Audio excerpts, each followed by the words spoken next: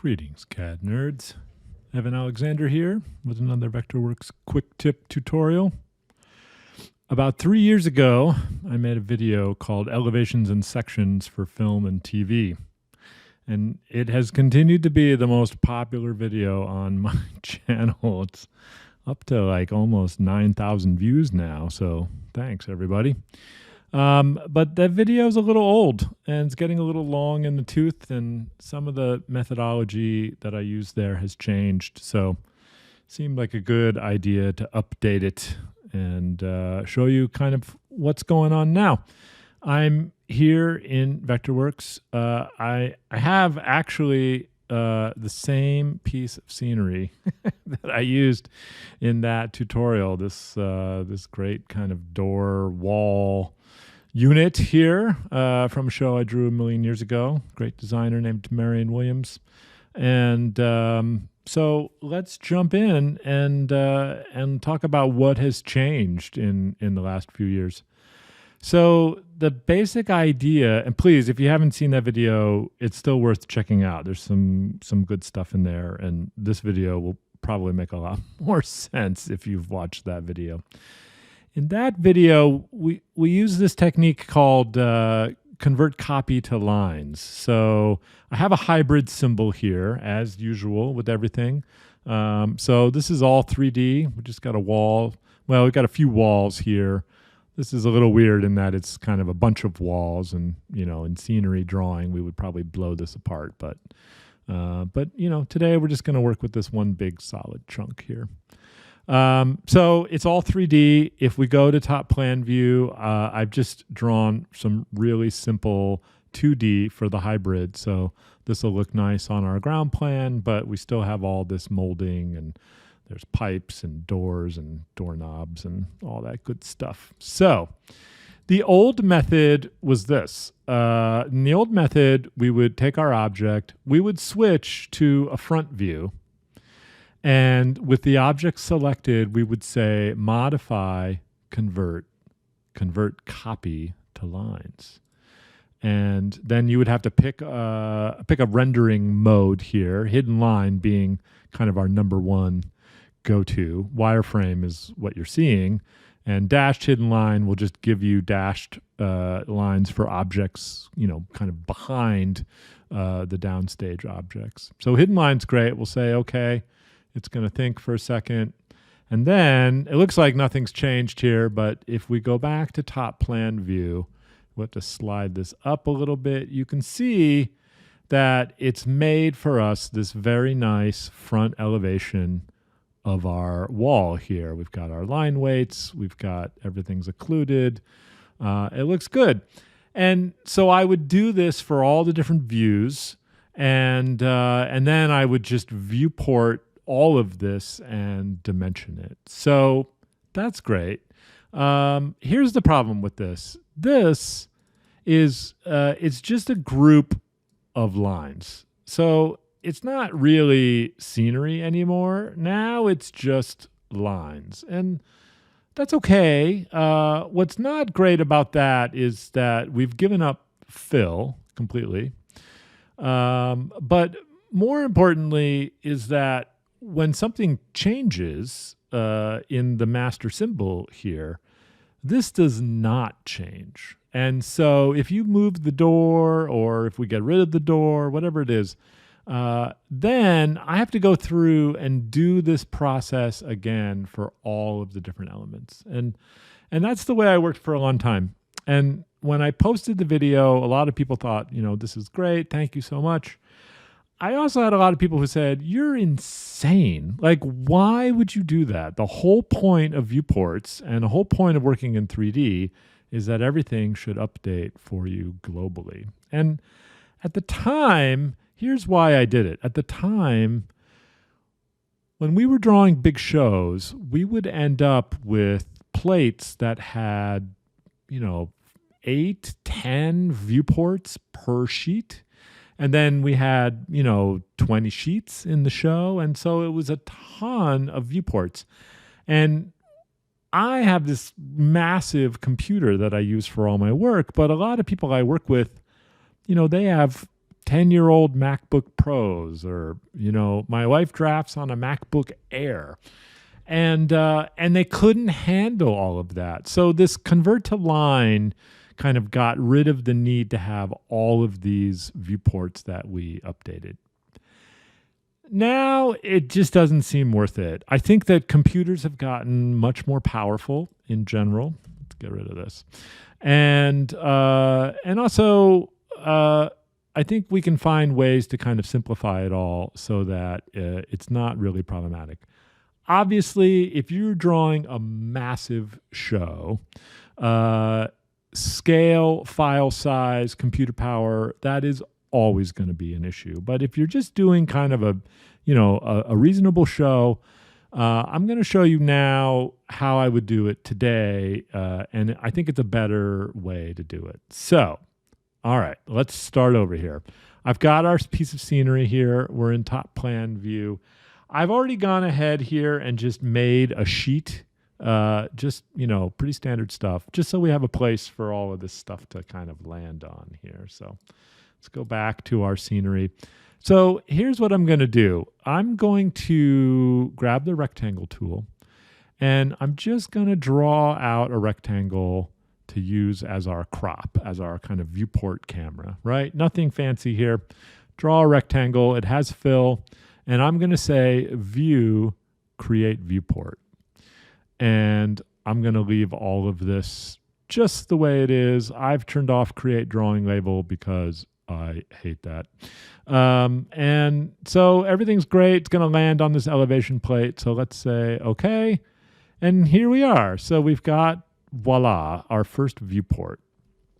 So now we're actually going to use this viewport to create our other viewports. So let's take this and duplicate it. I just hit Command D. I'm going to drag this up. I'm going to hold Shift just so it stays lined up and doesn't drift left or right. So now let's go over to the object info palette. So with this viewport here, you can see that its view is set to top plan because that's the view we were in when we created the original viewport. But we can change this here. So let's set this now to front. And you can see what's good is that it's switched over to a front view. What's bad is that we're only seeing half the wall. And that's because the crop, right, the kind of lens of our viewport camera, it's still set up for this. And so that's fine. We can change it. So let's double click on this. I'm going to choose crop on the menu that pops up here. And I'm going to say, okay. And now I can go back and I can edit that original rectangle that we drew out to kind of define our crop. So we update that. We say, okay. And now we have this nice front view elevation here, right? So let me show you that again, and then we can make this look even nicer. So let's do that step one more time. So I'm going to take this viewport, I'm going to hit Command D and just duplicate it and slide over. This time, let's try a left view here. So I'm going to switch over. This side, now we're fine. Actually, the crops may be even a little bit big, but we don't have to do much. Let's clean it up anyway because I like to keep things nice and tidy. I don't want things to overlap too much. And so now here's a nice left view of it. So that's great, okay? So let's talk about how to make these look a little bit better. And then let's talk about how to do sections. Okay, so first of all, so this is a nice front elevation. However, this is still wireframe. So this is just like we see it on our design layers. And, that's okay. But when we get into these kind of details, it's pretty hard to see what's going on because some of these are edges, but some of these are just contour lines that are, helping the geometry kind of do its thing. And that's not great. So let's select this viewport. Again, I'm going to go back to the object info palette. And so we changed our view to front. Now, right below that is what's called the background render. There's also foreground render, and we'll talk about that in a sec. But here's the background render. It's set to wireframe by default. So what we want to do is, just like when we did that convert copy to lines, we want to choose hidden line, or maybe dashed hidden line. Pretty much all of your rendering options are available here. But for just kind of elevations of scenery that we're going to note and dimension, hidden line is pretty much my go-to. Now, it won't happen automatically. You have to update it. So we get this red warning box here. And so I'm just going to hit the update button here in the object info palette. It'll take a second. And now you can see how this is cleaned up now here. Looks like my line weight maybe is a little bit heavy here, but and we can adjust that. But now we have this nice clean elevation. So same idea here. I'm going to come over here. Instead of wireframe, I'm going to set this to hidden line. This time I'm going to set this one to dashed hidden line. Let's see what that does here. And yeah, so you can see now, kind of a confusing drawing, but you can see the effect where things that we're seeing through, right? There's this step back in the wall here. So this edge here we're seeing right here. There's a picture on the wall and you can see it hanging right here. So that can be handy too. So all right, so why is there background and foreground renders? What's going on? Well, you can stack, you can kind of stack styles if you want. Let's see here. So you know what? Let's grab this. I'm going to duplicate again. And oops, come on, slide it over here a little bit. Let's change this one to, let's see, how about a left isometric? Yeah, I always like to have isometric views. I think it's really informative. This is my favorite thing about drafting in 3D is that now on my plates, I can kind of do this kind of view, and it just makes it a lot easier for everybody in the room, in the meeting, to kind of understand what you're talking about. So with this now, so I can absolutely set this to hidden line here. Let's see if we update this. It already is set to hidden line. So there we go. And so that's very nice. You can get even kind of fancier if you want here. So, I mean, one option is to use OpenGL. I'm using an older version in this tutorial, but if you were on 2022, this would be called Shaded View now. And so that's nice. It gets a little chunky. You can see here that things are not kind of looking great. So what I would probably do instead here is, instead of OpenGL, I'm going to choose, let's try Final Quality RenderWorks, and we'll hit update. And it's going to take a minute. And so now we have nice, smoother shading, but we've lost our lines. We've lost kind of our edges here. It's like some weird glitch going on in here. I don't know what's happening there. It's all right. So this is where foreground rendering comes in. And it used to be that you had to kind of stack multiple viewports, but now my background render is Final Quality RenderWorks. On top of that, for foreground rendering, I'm going to choose hidden line. Again, it's going to manually ask me to update. And so now what's going to happen is we're going to get this nice shaded Final Quality RenderWorks. And then kind of layered on top of that, we're going to get our hidden line render. And so this is nice. I like this a lot. And so this gives us, it's not a rendering, but it gives us kind of a more dimensional view of what's going on. And that can be like really handy for people to understand what it is that we're looking at. Okay?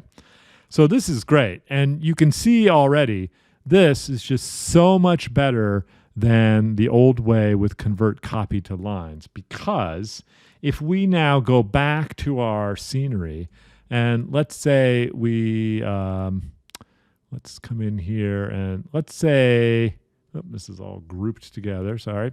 Let's grab this. Let's say this is going to just move up here, and we're gonna take this doorknob now. All of a sudden the door is going to swing the other way. All right.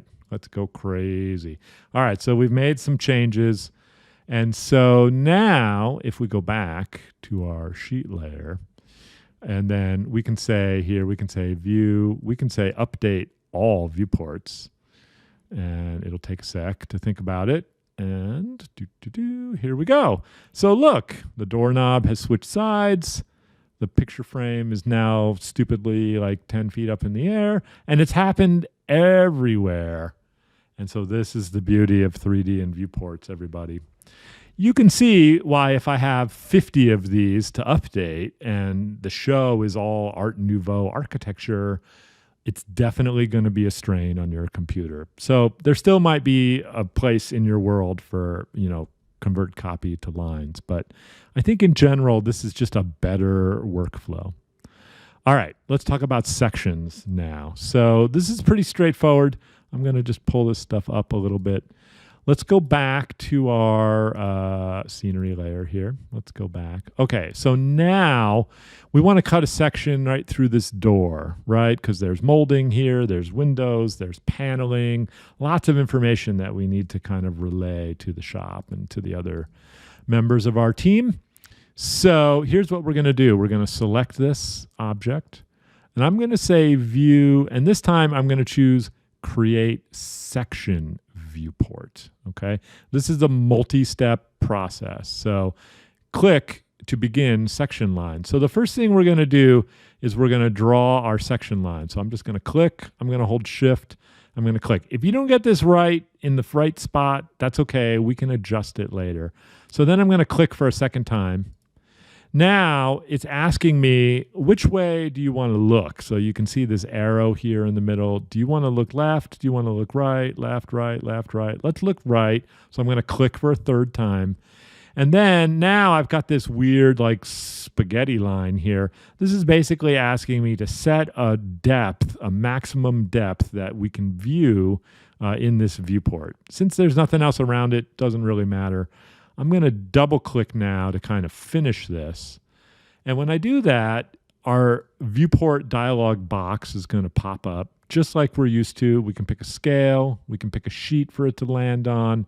If you wanted to create a drawing label for you, some other properties, let's say, okay. And so now here, voila. Interestingly, it looks like just doing that made it think something has changed and all of these need to be updated, but that's okay. So now here is our section, and we can make this better. This definitely needs some love right out of the gate. So first thing I'm going to do is I'm just going to snap this to the bottom to line it up, slide it over. So what's going on here? Well, everything's black. And it kind of looks like it's drawn with crayon a little bit. And it's not really so great to read. So what's happening? All right. The first time you cut a viewport section, or I should say a section viewport, it's going to, Vectorworks is going to create a class for you called section style. And this is going to define the properties of the section. So I've just right-clicked on it and chose Edit. So by default, it picks this really thick line weight here, this 0.35. So I'm going to take this down to just 0.05. That might be too thin, but we'll start there. And then for the fill, like where you're cutting, it defaults here to black. So I'm going to change this to hatch. And I already have this brick hatch in here, but you could go to default hatches here and pick whatever you want. But I think brick hatch is just fine. You can obviously you can edit this too to change the background color or space it out. But I like this hatch. I'm going to say okay. And now you can see, so it's better. It's still not perfect, but it's better. Let's update it just to see if it makes any difference. Yeah, there you go. So we can still work on this a little bit. If I select this viewport, I'm going to come over to the Object Info palette. I'm going to scroll all the way down to the bottom. There's this button here called Advanced Properties. I'm going to click that, and a dialog box is going to pop up. So the first thing that we see here is extents. And so this is going to help us define kind of what is the visibility kind of beyond our object for this viewport. So, for example, we set a line and a depth to cut through. It defaults to infinity, but you could change this to section your, to limit your kind of depth of how far beyond the object do you want to show other objects.